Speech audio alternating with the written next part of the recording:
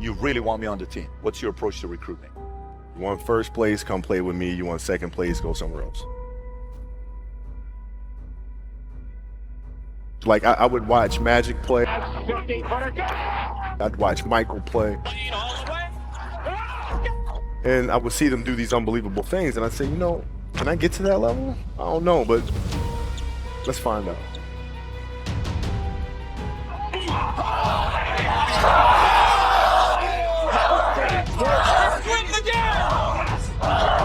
That's why he's the best player in the game. Everything was done to try to learn how to become a better basketball player. Everything. And so when you have that point of view, then literally the world becomes your library to help you to become better at your craft. So because you know what you want, the world's giving you exactly the information 100%. to become better at it. Because you know what you're looking for. So many guys tell stories about your work ethic. Yeah. What was really your work ethic like, and for how long did you stay disciplined? Well, every day. Since 20 years. It's an everyday process, and trying to figure out strengths and weaknesses. For example, jumping ability. Now, my vertical was a 40, it wasn't a 46 or 45. My hands are big, but they're not massive. Right? So you got to figure out ways to strengthen them so your hands are strong enough to be able to palm a ball and do the things that you need to do. Quickness, I was quick, but not insanely quick. I was fast, but not ridiculously fast. Right? So I had to rely on skill a lot more. I had to rely on angles a lot more. I had to study the game a lot more. And but I enjoyed it though. So like from the time I can remember when I started watching the game, I studied the game, and it just never changed.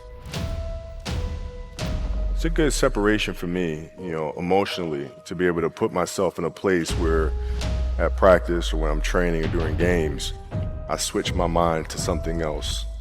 I switch my mode into something else, right? For me, it's the equivalent of Maximus, Decimus, Meridius, and Gladiator picking up the dirt, smelling the dirt.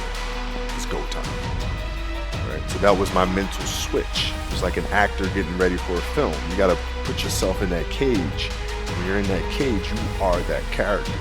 And when you leave there, it's something completely different. But when I'm in that cage, bro, don't touch me, don't talk to me. Just leave me alone. How did you get mentally and emotionally so strong where it doesn't bother you? Well, you got to look at the reality of the situation. Like for me, it's not, you kind of got to get over yourself. It's not about you, man. Like, okay, you feel embarrassed. You're not that important. Like, get over yourself. That's where you go. Get over yourself, right? Like you're worried about how people may perceive you, and like you're walking around and it's embarrassing because you shot 5 air balls. Get over yourself, right? And then after that, it's okay, well, why did those air balls happen? Got it. High school, year before, we played 35 games, max, right? Week in between, spaced out, plenty of time to rest. In the NBA, it's back to back to back to back to back to back to back. I didn't have the legs. So you look at the shot, every shot was online. Every shot was online, but every shot was short. Right? I got to get stronger. I got to train differently. The weight training program that I'm doing, I got to tailor it for an 82-game season so that when the playoffs come around, my legs are stronger and that ball gets there. So I look at it with rationale and say, okay, well, the reason why I shot air balls is because my legs aren't there. I go, well, next year they'll be there. That was it. Done. Were there some names that you looked at and says, these 3 guys are as crazy as I am? At the time, I deal with what I've referred to as Goat Mountain. I went to Goat Mountain and I talked to Magic, Michael, Bird, Hakeem Olajuwon, Jerry West, Oscar Robinson, Bill Russell. So I would talk to them. What did you do? What were your experiences? Michael in particular, he's become my big brother. He's been my big brother since I first came in the league. And what was that process like? So I went to them and started understanding the ins and outs of the game and how they approach things and their level of detail and obsessiveness. And that's what I did. The players that had that passion but weren't willing to commit their entire lives to doing that, right? It's a choice. You have other things. You have family. You have all these other things you have to do. The game can't really be your number one priority. And so I was just looking at that like, man, this is going to be fun. If I'm buddies with you from high school, if I'm a cousin of yours, what happened to our relationship? How did that gravitate when you went into the league and you're determined to become the greatest, or you're determined to become one of the greatest? What happens to our relationship? Oh, it suffers. It does suffer. Oh, yeah. Okay. Yeah. And you understood that. You were okay with that. Yeah. And the people that love you, like friends and family, like they know that about you. Got it. So they let you be you. And when you reconvene, you pick back up where you left off. But make no mistake about it, everything in between is lost. Right? So those long-term relationships, the commitment of time of,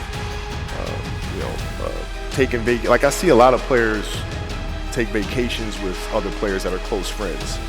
And or just take vacations just to take vacations, or just hang out just to hang out. Like I never did that. Why not though? Why didn't you do that? Well, because when I retire, I didn't want to have to say, I wish I would have done this. I don't want that. You know, I don't want that. You know, you got a lot of people paying their hard-earned money to come watch you perform. It's your job to be in shape. It's your job to be strong enough to perform at that level every single night. And as a competitor, I'm not ducking. Like it's not, oh my God, my back hurts, I'm sore. We got to play Vince Carter and Toronto Raptors tonight. We actually had this happen. We had a game against Toronto in 2000, and Vince was tearing the league up. My back was jacked. But like the perception of that, like what? Kobe's missing the game against Toronto and Vince Carter because my back was really spasming. But people will be like, what? Oh, he's ducking Vince. Excuse me? No, I don't think so. So I would be in the layup line like, okay, there's a lot of days where you can rest and recover. Today ain't one of them. Your back can bother you any other day. That shit ain't bothering me today. Wow. He gonna have to see me today. Yeah. Oh man. Yeah. If you're looking at a big investment you got to make, what is the decision-making process there? Do you call? Is there first you do your own research? You take this much time. You call an advisor. Is there a system you No, follow? it's pretty simple for me. It's do you understand the business? Is it a business that you can help in some form or fashion? What are the barriers of entry to that business? And then the entrepreneurs themselves, the company itself, right? Do they have a culture that you believe is sustainable? Are these leaders people that you believe in? Are they people that are obsessives? And in turn, have they created a culture of obsessiveness? So I tend to look at those four factors, and that's it. That's big right there, by the way. I don't know if you guys caught that right there. That's pretty massive right there. Same determination. What's your current work schedule look like today? It's different because I personally am not writing every word of the novels. I am not animating the films. What I have to do now is make sure that the people that we bring in, these obsessives that we bring in, are challenging themselves to do the best job that they think they can do.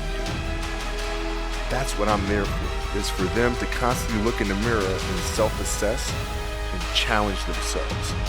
If we have a project and you're saying, okay, I can do that, that's not the project you want.